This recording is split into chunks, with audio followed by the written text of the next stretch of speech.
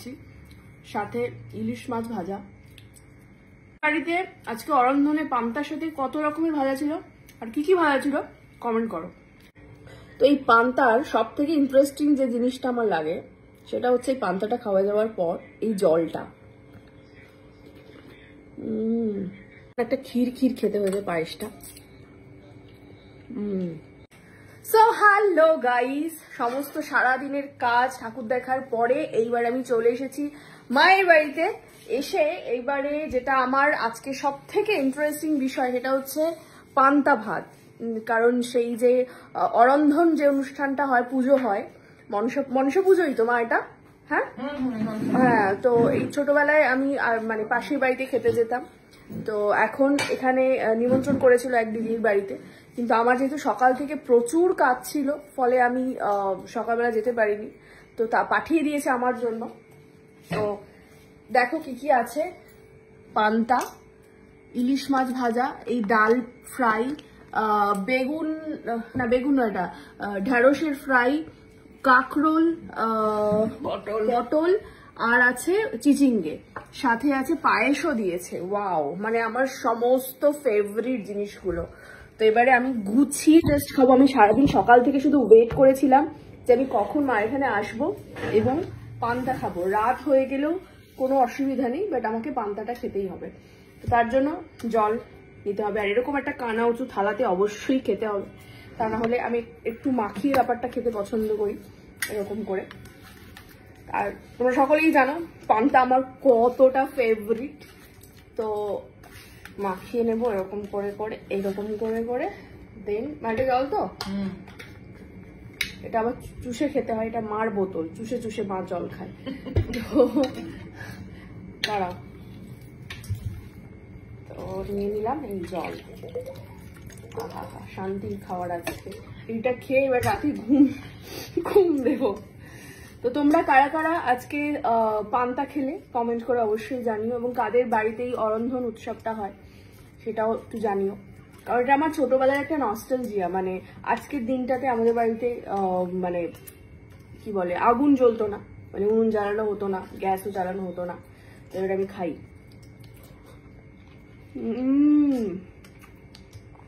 Wow, এবং সাথে এত প্রকারের ভাজা, বিশেষ করে এই ডাল ফ্রাইটা আমার খুব ফেভারিট।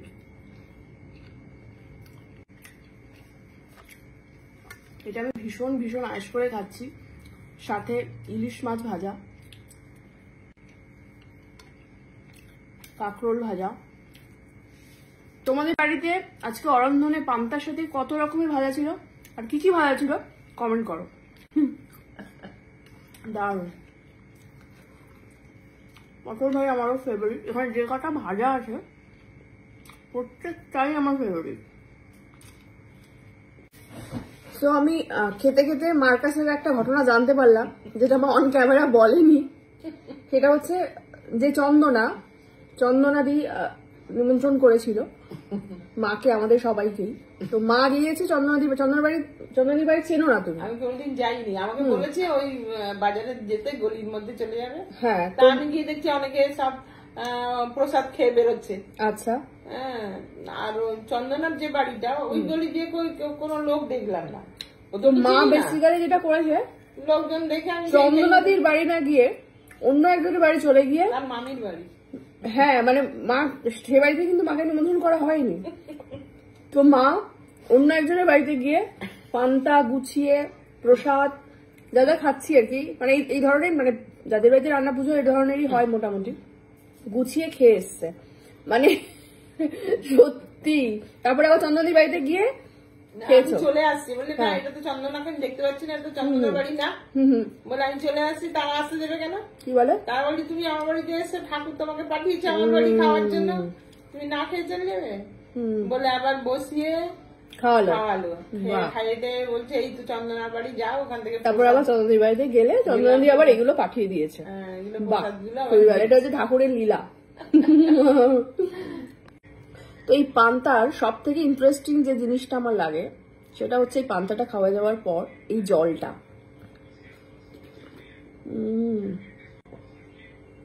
যারা পান্তা প্রেমী তারাই জানে এর মর্ম। এইটা খাওয়ার পর তবেই গিয়ে পুরো খাওয়াটার একটা তৃপ্তি আসে। পান্তা প্রেমীরা তোমরা কমেন্ট করো, আমি কি ঠিক বললাম? সর্বোপরি সবার শেষে যে জিনিসটা না খেলে নয় সেটা হচ্ছে এই পায়েসটা।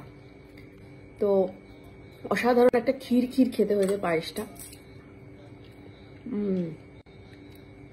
আমি পান্তার থেকেও এই পায়েসটা জমিয়ে খাই, খুবই ভালো লাগছে। তো তোমরা কারা কারা আছো পান্তা প্রেমী এবং পায়েস প্রেমী কমেন্ট করে জানাও।